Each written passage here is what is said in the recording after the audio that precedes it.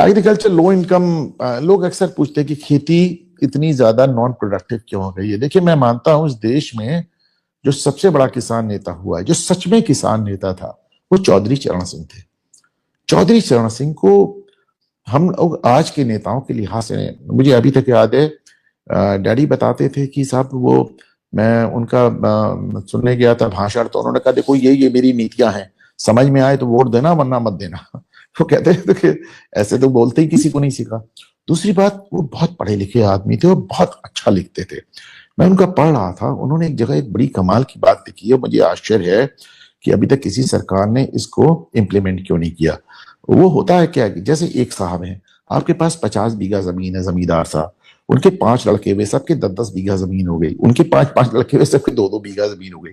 तो पता चला दादाजी 50 बीघे के काश्तकार थे, जमींदार थे, उनका लड़का उनका पोता 2 बीघे का रह गया।